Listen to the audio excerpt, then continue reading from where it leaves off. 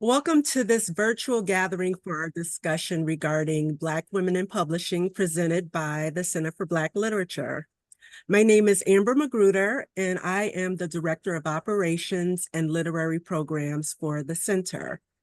We are honored to have each of you join us in celebrating the achievements and contributions of Black women within the publishing industry. Your presence enriches our collective voice and strengthens our community. Now, we'll have a Q&A session after our discussion, so be sure to type your questions into the chat as we go along and as they come to you so that we can ask our esteemed guests. Speaking of which, I'd like to introduce our guests for this afternoon.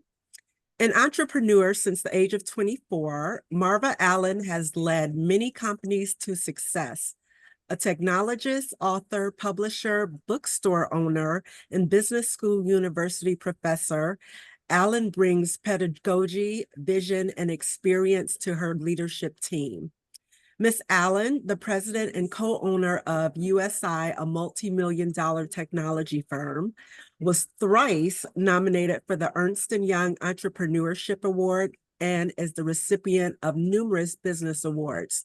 This includes the IBM and Kodak Excellence Awards and was named a Crain's 40 Under 40 Award. In 2004, she joined the Hue-Man Bookstore in Harlem, New York, and became CEO of 2004. Under her stewardship, Hue-Man gained worldwide brand recognition.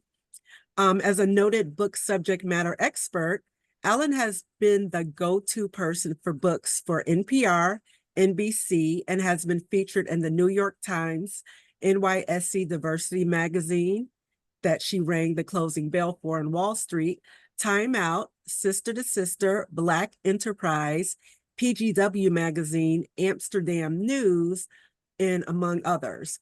Allen was also the on-air book contributor and commentator for Arise TV. Wordee, her latest venture, is a robust high-tech, high-touch media company with publishing at its core. Launched in 2017, Wordee was selected as one of 50 startups to be invited to the Web Summit in Dublin, Ireland to showcase their cutting-edge project. Allen is also the author of 6 books: Protege, Camouflage, If I Should Die Tonight, The Pianist, and Min Jade, and Going Home. She is a contributing writer to Open, A World of Possible Scholastic Publishing, and is featured in the recently published Penguin Random House Prose to the People on Black bookstores. So without any further ado, let's welcome Miss Marva Allen. Welcome, Marva. Thank you for being here. Thank you. Thank you. Boy, I always wonder when people read my bio, who is that? I'm sure, I'm sure. Yeah, So thank you for that kindly. Yes. thank you. So I know in your bio that I just read that gave some highlights, but you started out at a really early age as an entrepreneur. So can you kind of take us through your career trajectory on how you got from when you started out to pretty much where you are now? Yes. My it's probably since the age of 13, I knew that I should have been a writer. My father, who was my hero, read to me at that time a book called Paradise Lost and Paradise Regained. And it's a pretty complicated book. But I thought, my God, what words can do. And I really, really loved writing. But everybody in my family is a doctor. They're all doctors. So guess what? You're going to go to medical school, right? That's kind of the trajectory. Well, thanks to my son who saved me, he was born premature. I didn't have to finish medical school, and I ended up in the world of business. So instead of going into medicine, I did an MBA. And my brother-in-law, who was this very sort of frustrated ENT doctor, said, there's this thing called computers, and I think it's really going to be a big thing. And we should just try it out, and see. And we go, well, what can it hurt? And my sister, who was at Xerox at the time as an internal auditor, um, she had taken a leave of absence because my father had passed. And my brother-in-law inveigled us into going into this thing called technology. This is in Mhm. 1982. I mean, nobody knew what technology was. GM didn't know, we didn't know, Right. and we all sort of learned together. Well, fast forward, we ran that company for 25 years very successfully. We had an exit in 2005. I left in 2003, but we had an exit in 2005. And, that was it. I was never going to work again in my life. And, I was going to come to New York from Ann Arbor, Michigan.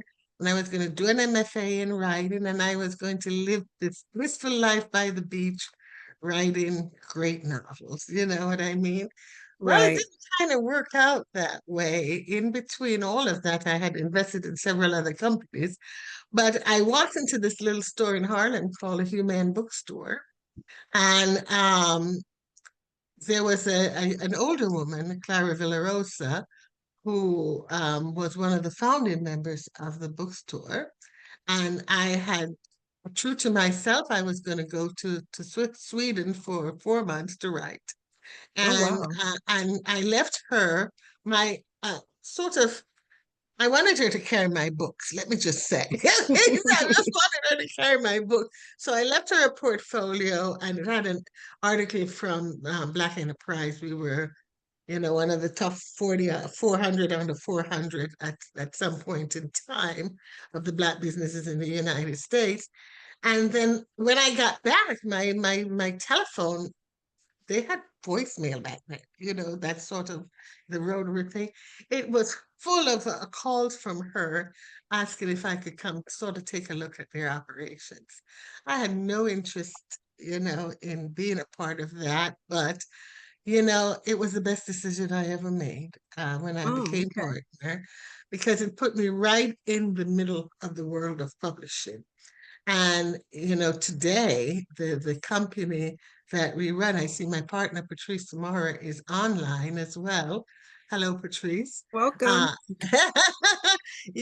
I see that the company that we run today is a result of the ability to have that total panoramic view of Hmm. both publishing from the point of view as an author, from the point of view of a publisher, from the point of view of a bookstore owner, and how to overlay the technologies that we do in our work on top of that to create something that is really dynamic and great for writers, So we sort of put writers first, you know, Okay.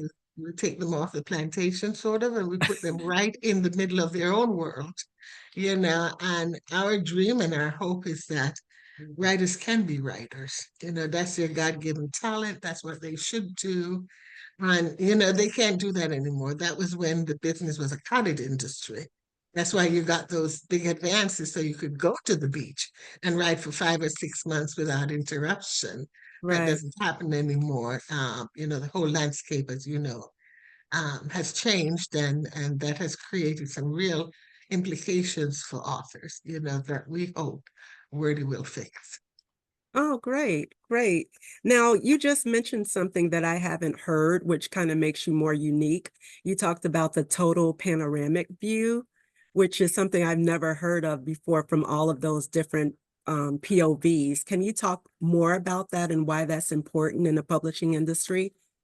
I think it's more important than ever now, especially, when the publishing industry was a cottage industry, when it did give you that advance, which was real, and for you to go away and write for 4 or 5 months and not worry about paying your bills, you know, that was a great, it was great. It was a protected industry. It was a very, very protected industry. The moment they put their books at Amazon, they became commodity. Mm, They entered into the commodity marketplace. And unfortunately, or I don't know if it's unfortunately, publishing houses are run by editors and publishers and so on. And that's fine in the cottage industry. But now they're in a competitive industry like widgets. If this banana costs 5 cents, that one costs seven. You're under price pressures, you're under so on and so forth. That also in the cottage industry, their supply chain was protected. Mm-hmm. That was blown out of the water. So now they're really just widgets. Books have become really just widgets. And how do you manage that, make a living, and have your authors make a living as well? Right. Uh, you know, it's just not going to happen. That horse has left the gate, sort of thing, and galloping quite along. So it's kind of like when Blockbuster came and said, when Netflix went to Blockbuster and say, okay, we have a solution. Why don't you partner with us and let's straighten this thing out? Blockbuster said, please go away. you know, Right. and so we see where Blockbuster is today, no longer, but Netflix dominate. You've got to be able to change with the time. And Mm-hmm. if you've changed your business model, you've got to truly, from a business point of view, understand the trajectory of how that impacts your business. So I think being a businesswoman, having an MBA, also being a writer, also running a bookstore, also, being able to publish work. I know every I know every pitfall, every hole that we're going to fall into, everything. I know what has to be done for the authors to regain control of their IP and to Mm-hmm. be the people who are recognized and noted for that IP. Yeah, I mean, real writers now. I don't mean the other writers, I mean, real writers who were born to do this stuff. And those are the people that we hope to help at Wordee. Good, good. So, I know that many of our attendees on this call are probably writers or aspiring writers. Can you speak to like what the publishers are really looking for, like what sets the trend? Because I know I've been in different meetings or talked to different agents, and now they're asking things about your social media platform and how many followers do you have, and as a writer, I'm just thinking, I just want to write. I don't come with That's my right. own audience, and I don't come with all of this social media followers. So what really are publishers looking for from writers? Publishers are looking to make money. Right. I mean, they're a business. Not only are they a business, they're publicly traded companies. They Hmm. have to make money. I mean, you don't sit on Wall Street and just, hope that you make money. You got to show money quarter over quarter. And they have to do everything in their power to do this. And one of the things when you're in MBA class, there are only two things you can do when you've reached a plateau. You either acquire another company to show growth, as Penguin Random House did, or you just pour more money into trying out new strategies, you know. Okay. And the thing, what publishers are looking for is they need to. Let me compare this maybe to the industry, to the music, not the music industry, but rather the movie industry. Okay. If a director knows that a movie they're putting out is a solid movie, they can start out putting it on fewer screens. If Hmm. they think after people see it for the first time, they're going to panic, they put it on every screen so they can make their money all back within that one weekend of opening weekend before the stories start getting told. Oh, it's terrible, or it's not this, or Hmm. it's not that. But if you're confident in the work you're doing, which that compares to the cottage industry of old, you start building the writer, you start showing their work. They get to know the writer by work two or three or four, right? And this is something that's solid that's going to be around for some time. So you don't have to rush to put it on 2,300 screens. You can put it in an art theater and Right. know that it will become what it will become. So what publishers are looking for now, they have tried the celebrity thing, I think, where and the ambulance chasing stuff, I think, where they have just run out and these people are massive, they're stars, and so you're gonna get, but people sort of get tired of navel gazing. I mean, we're looking for writers are the keepers of humanity.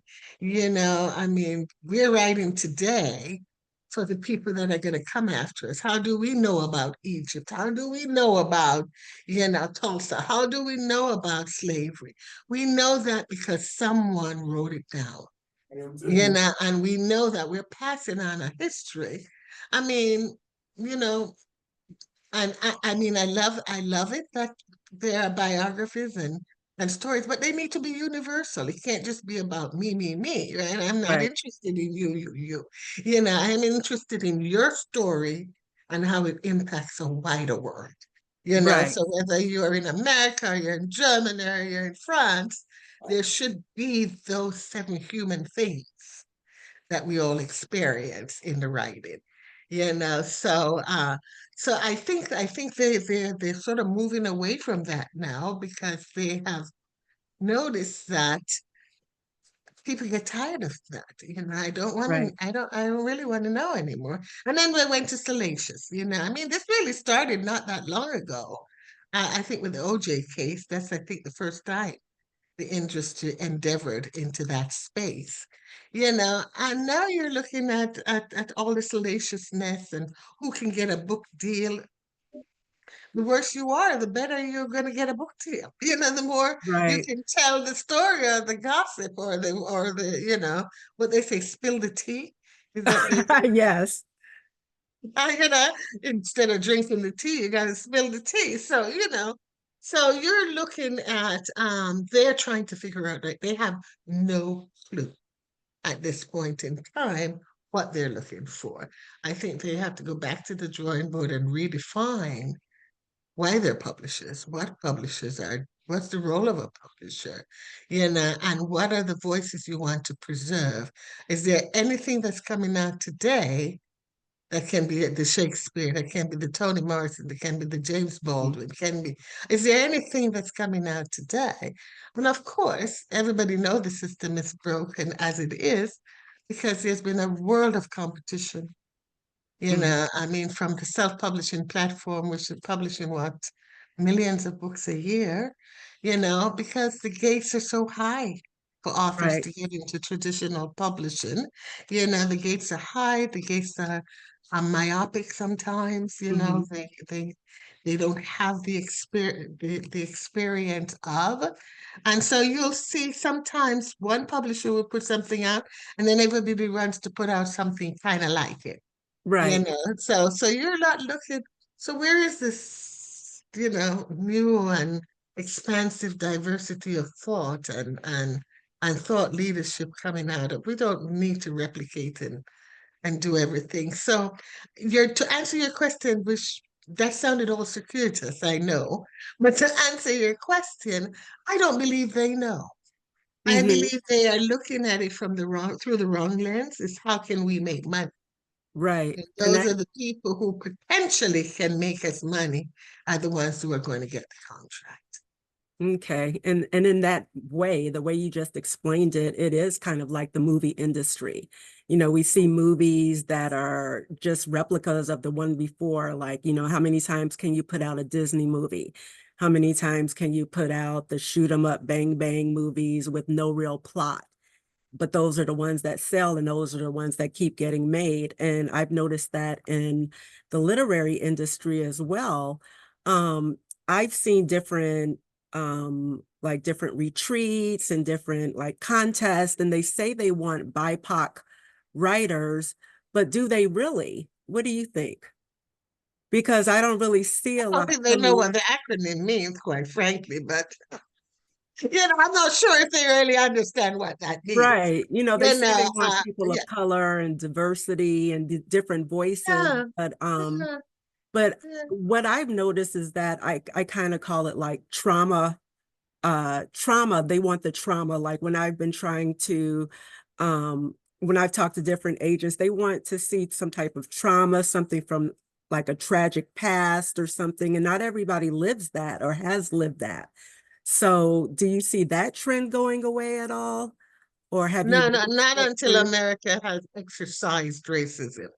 Okay. They need to exercise it and exorcise it. Hmm. I mean, this is built, it's an interstitial part of the American dialogue, and everything is seen through that canvas and through those lens. And so I think I'll tell you, when I did my first book, um, I was at St. Martin's Press, I think with uh, Michael Denneny or somebody. Anyway, my characters were like just, they're flying all over the place in their private jets and, doing their thing. And so he says, Black person, He says, who flies around in a private jet? I said, I know several. Well, don't you? You know Hmm. what I mean? And he was like, this is not believable. No one is going to believe it. You've got to do this thing. You've got to, you got to make it believable. So, yeah, you got to put in some trauma and how you overcame. I don't do Horatio Alger stories. I mean, I'm a citizen of the world and I want to write about that. And so I hear you, but those books are never going to be made. Yeah. Those books, if you don't have a tree in your back and you're not, the woe it's me story, as a person of color, I think, but it is our job to keep writing those stories and to keep getting them out there because traditional publishing is no longer the only option. Right. There's so many options available to any writer right now, to get their story, to write what they know as part Okay. of their story. So I think then, I mean, you just have to do the work to find your right partner. Right. And that's kind of a good segue into my next question. Like you said, there are so many different options out there. There's the traditional route, there's self-publishing. There's also kind of a hybrid where I've noticed these publishing houses have kind of a self-publishing option where they said they'll help you and edit and work with you as a partner, but you still have to pay money to them.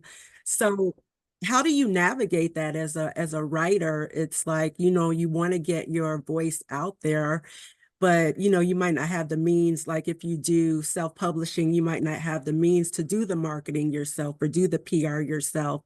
So how do you kind of navigate that marketplace as a writer? You know, um,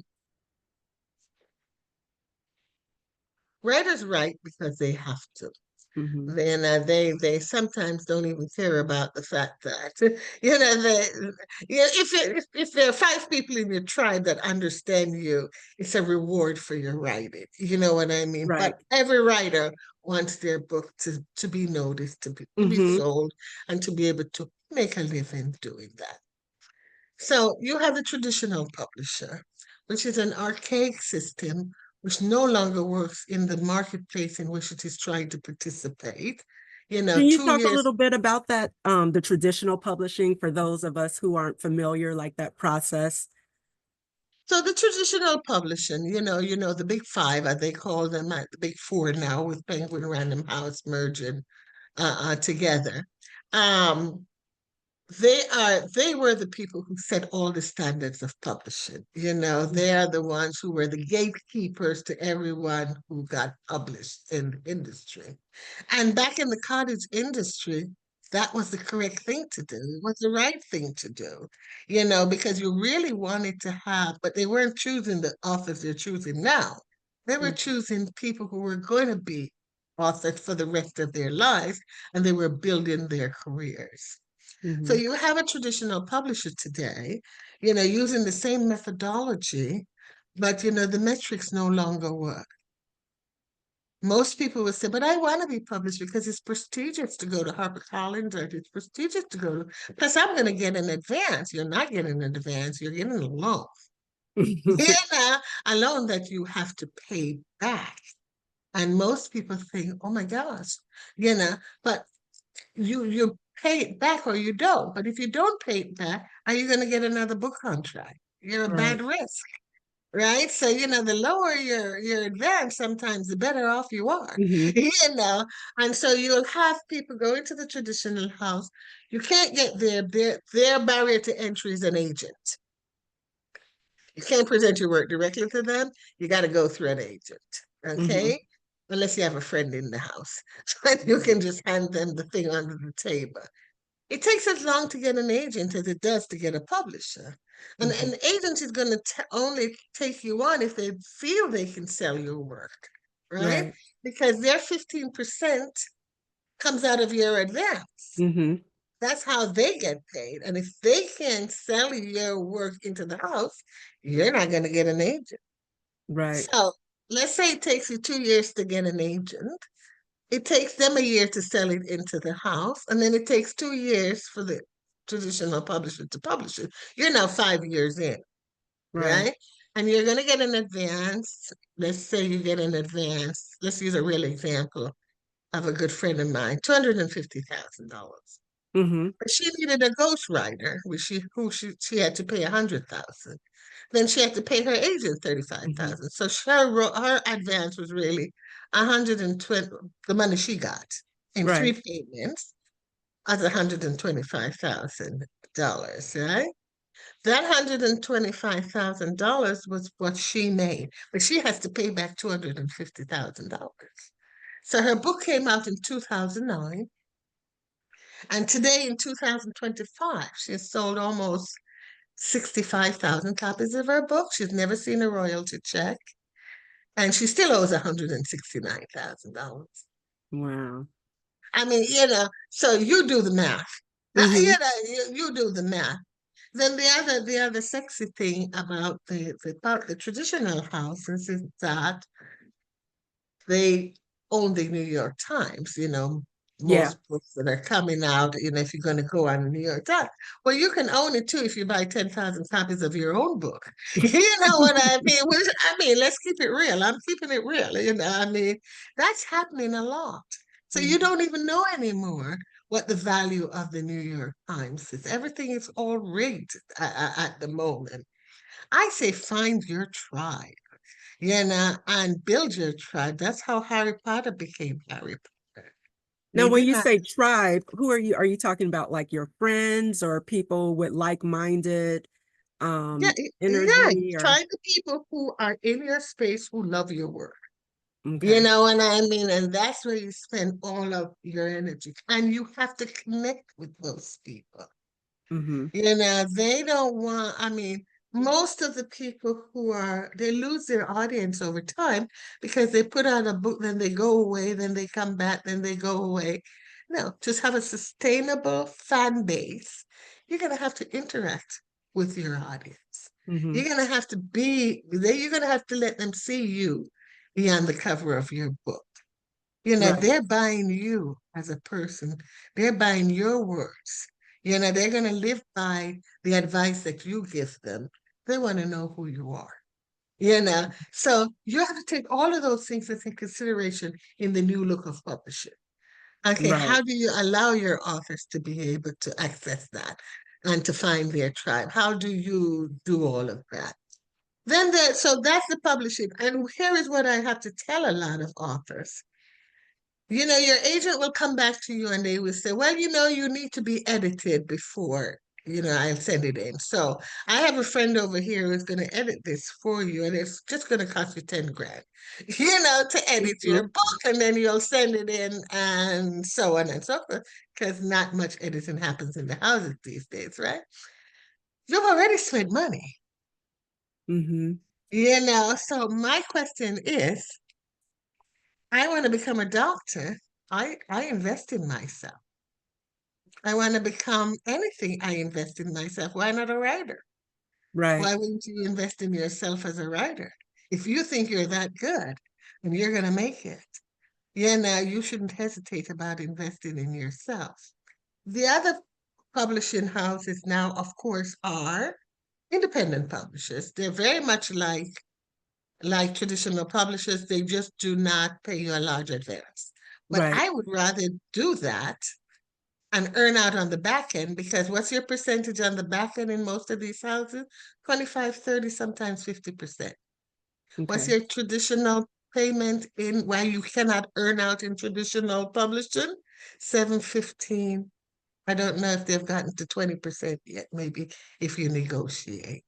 What Mm-hmm. is 7% going to do for you when you have to sell your book at a 50% discount through the distribution? it just the metrics no longer make sense in a commodity marketplace. Hmm. So in a tradition, it's independent. There's some good independent book publishers out there like Akashic Book, but it's still the same process. It's, much very friendly, great editors, it still take 18 months. The caveat is you do not have to have an agent. So you can shave off two Okay. years off your process already, right? Right. Right. Then there's the self-publishing, God forbid, self-publishing. Um, I don't understand how anybody self-published. Although I did my first book that way when the guy told me I couldn't fly around, in a private jet and say, I'll show you, if you can fly around or not. But it's infinitely harder. It's Mhm. really infinitely harder. But there are places such as Amazon KDP and Ingram Spark. Right. Now, if you think of how much the industry has changed, back in 1982, Ingram, I actually went to China and Hong Kong and Macau with Ingram Micro D. At the time, they were the biggest distributor and remain so. They were the exclusive distributor for book publishing. At one point in time, they were, just the mega, that's how they became Ingram. They weren't even public at the time. And so when you insult your distribution and they come after and create something to compete with you, because Ingram Spark is a direct competitor to the publishing houses. Hmm. Right? So you go to Ingram Spark, but they're really, what are they? They're really distribution centers because that's Hmm. what they know, right? You can put anything up there and it will print it for you. And it will publish it for you. They will give you some guidelines and they will give you some so on and so forth. But they don't care whether you sell one book or not, because guess Right. what? They make money whether you Either sell a way. book or not, right? Yeah. And by the time, and Ingram is draconian for that, in that it says, yes, we're going to distribute your book to all of the bookstores. And it's great. It's lovely. But after you pay for the printing cost and then the 55% discount to the publishing house, if you make 69 cents a book, you have to live a long time. You know, you're gonna have to live a long time to do some stuff with that money you're gonna be making, or just settle for a cafe latte every morning. Right. That kind of thing. Amazon, they don't care either, because whether you make money or not, they make money from printing your book. They take 50% of your profits to do that, right? And you don't, and if you then want to market on their site, you got to pay more money, right? To Hmm. do that as well. So, and the books that come out of there sometimes just should not be published. Some of those books should become diaries, not because you can don't mean you should, right? Right. So and then if you publish with Amazon in particular, Amazon is a bookstore.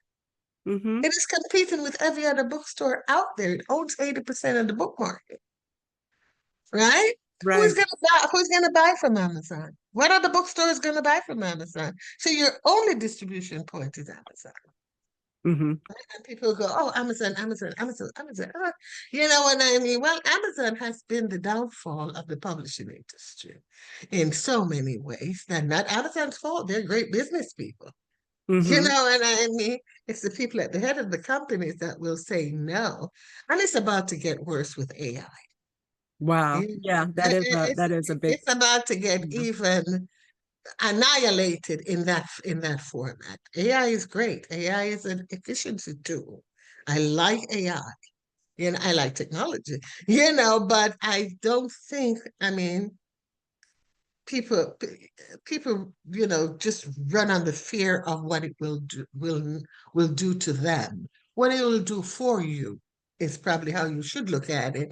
I remember back in the days when we were using ledgers. Mm-hmm. And Excel made our life so much easier. We could put in formulas, we could put in a number and spew here. That's efficiency. Right. That's time. The only thing you don't have all of forever is time.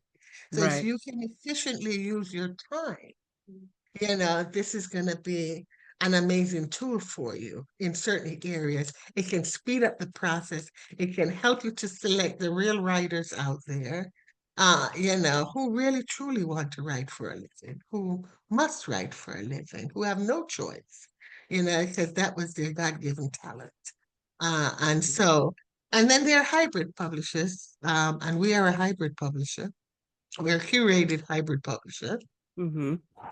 And as I understand it, many of the traditional publishers are looking at our model and trying to replicate it.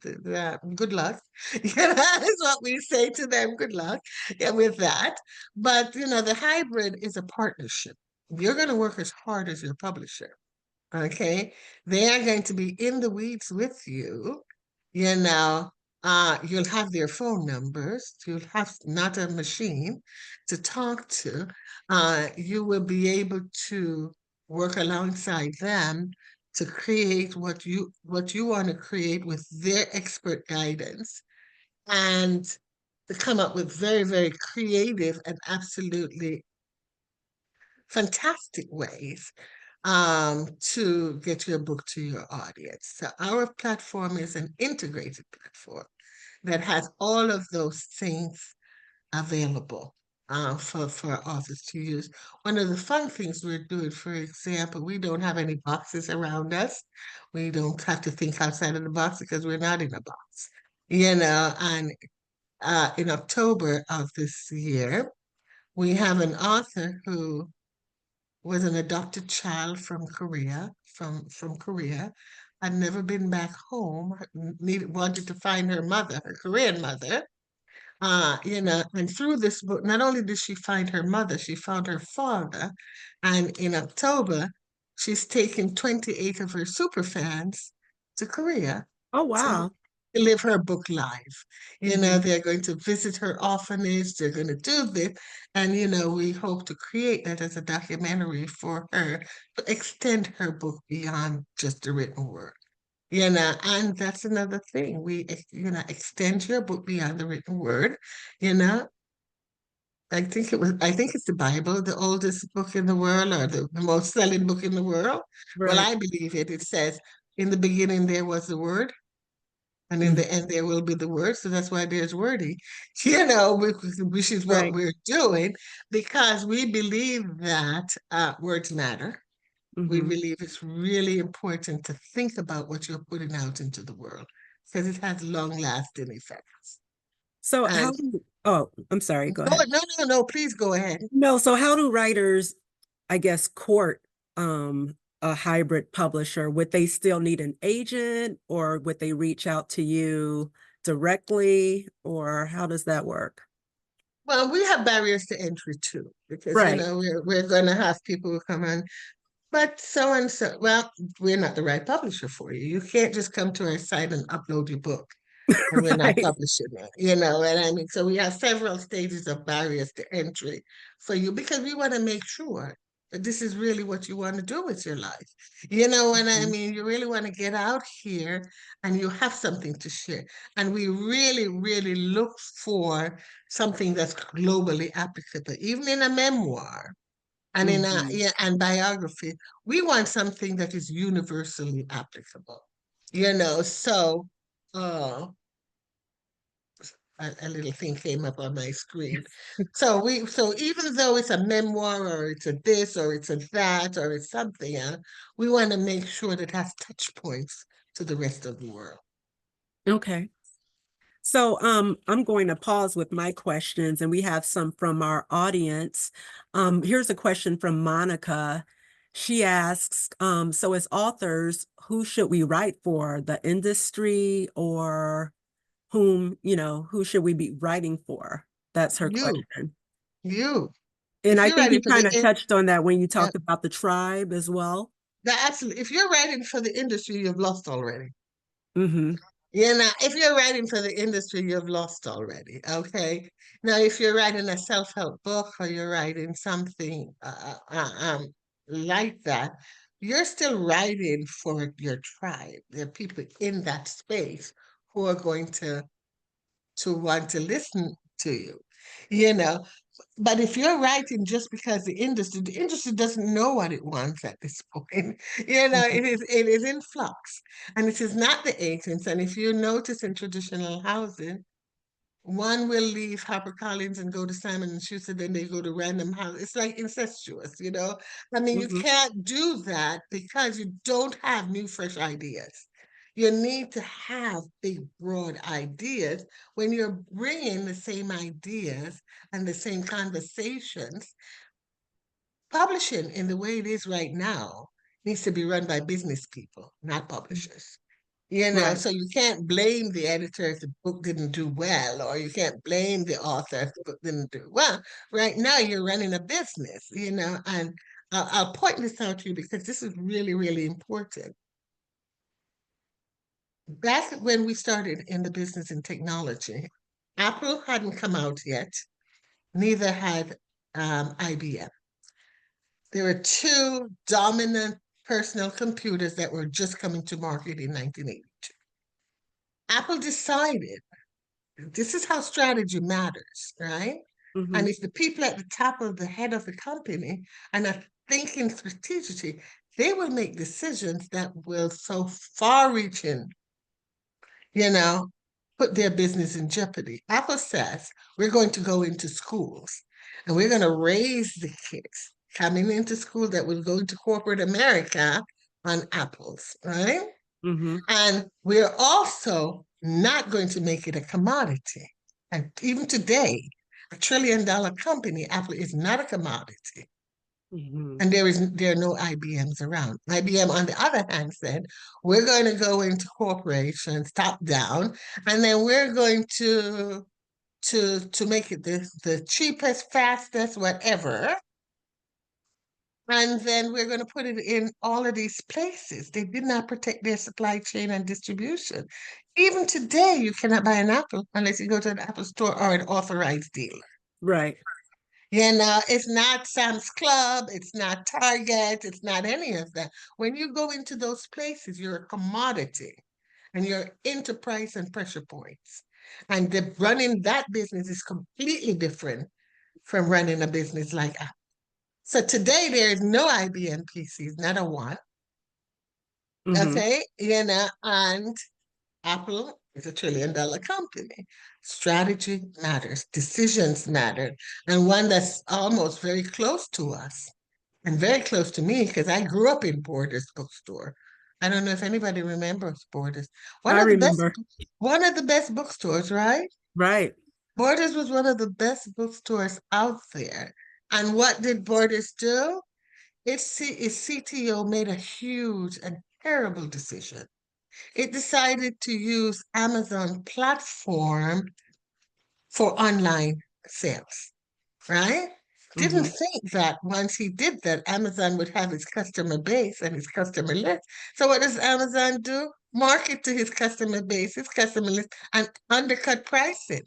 Puts him Mhm. strictly in the commodity. Borders out of business. One bad decision. Mhm. Borders out of business. And we're making that today in AI, where I've heard publishers say they're selling their backlist, or they strike a deal with Google to sell their backlist for $2,500 or something of that nature. That is the final nail in the coffin. you know, Right. uh, So as a writer, your IP is your life's work. Mhm. You don't want Google to just go squandering it. You Right. don't want all of these people. You want to protect that, and Mhm. you want to find a way to make that one book work for you. That one book can be a movie, it can be a television show, it can be an audio book, it can be a theater, right? Mhm. And it can start from anywhere, but they're all words, right? They're Mhm. all words. So I think you have to really decide, why are you doing this? Why are you writing? Why are you here? What do you want to say to the world? How do you Hmm. communicate with yourself and with your world? Okay. And so that's what I have to say. More That's questions? that's great. Yes, we have another question from Shepard. Streaming services have in many ways expanded the movie industry, more stories, more jobs for actors. Is the book industry going to catch up in a similar way with many publishing outlets?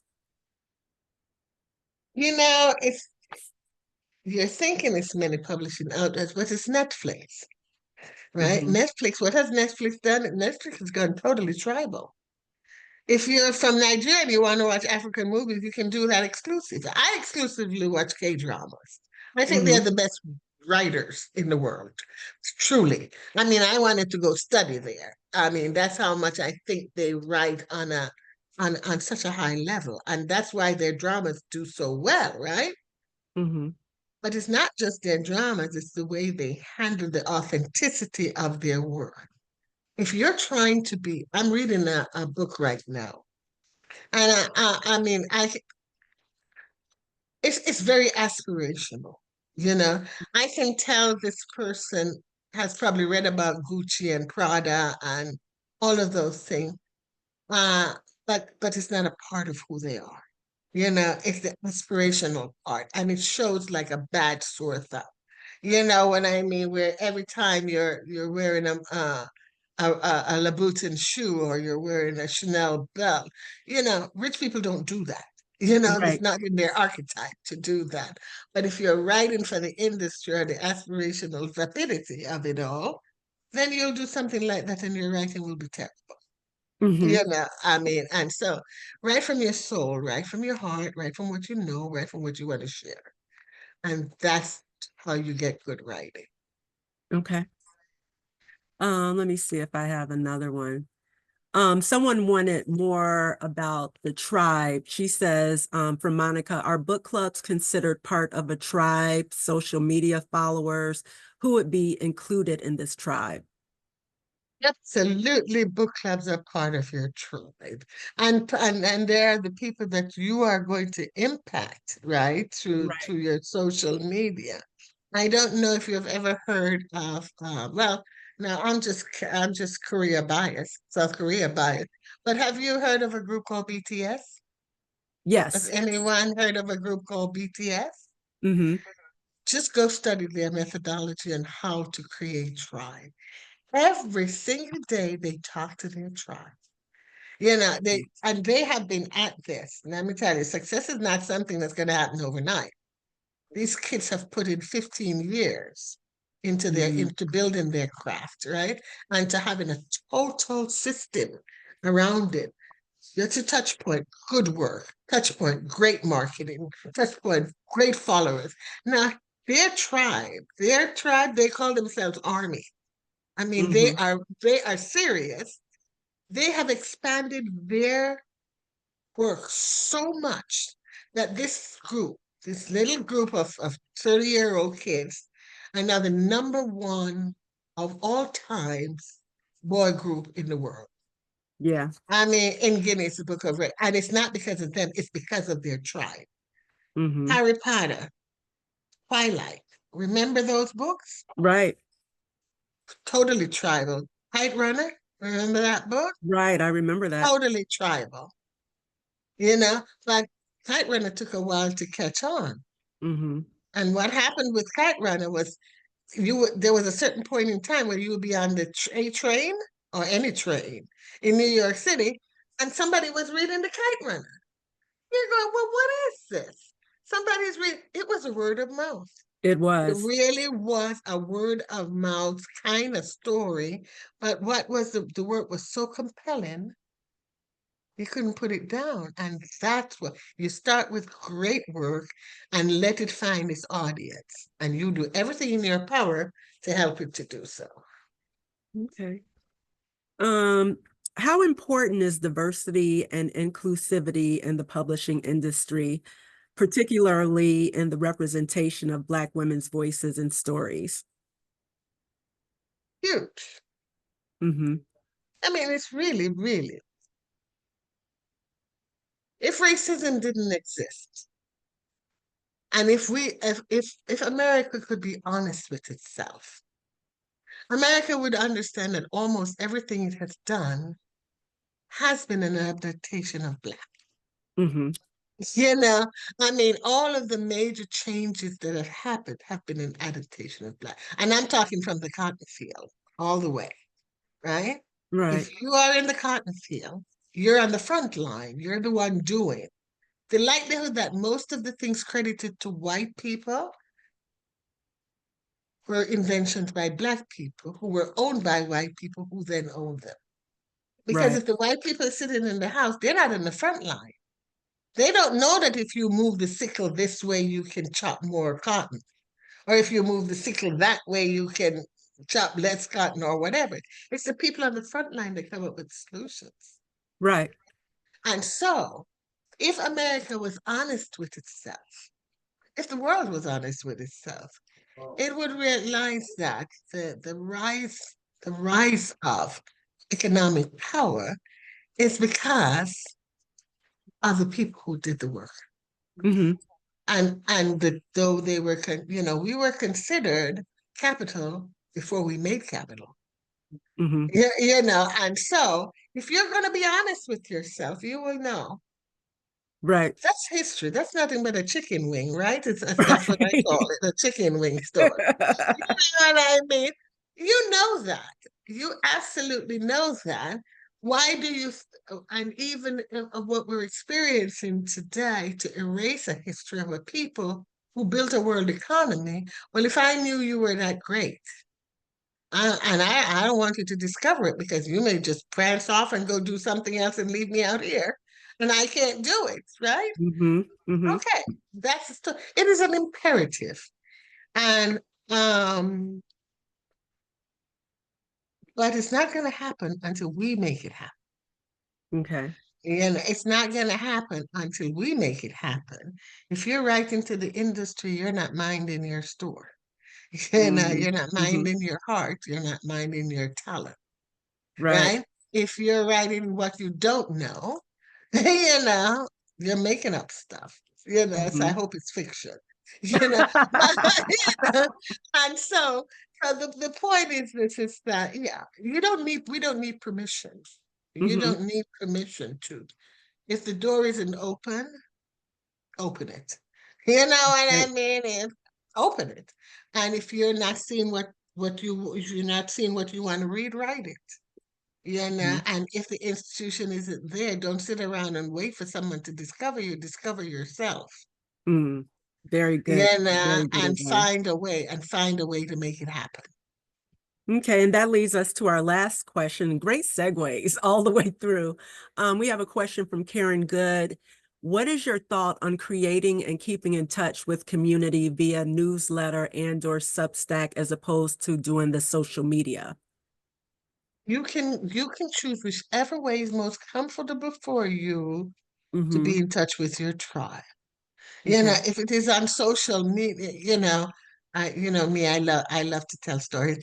But there is a woman called Rose. Rose is from Uganda, and Rose is married to a man from China. And they live in the country and they're farmers. What?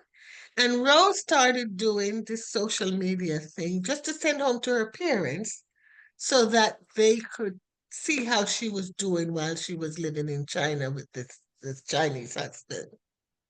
Well, it resonated with a group of people.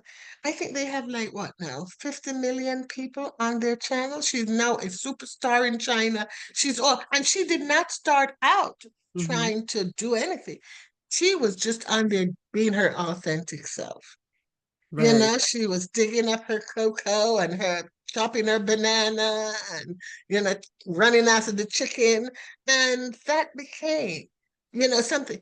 What people want from you as a writer is your authentic self. Okay? Mm-hmm. They need to see you and feel you and be you.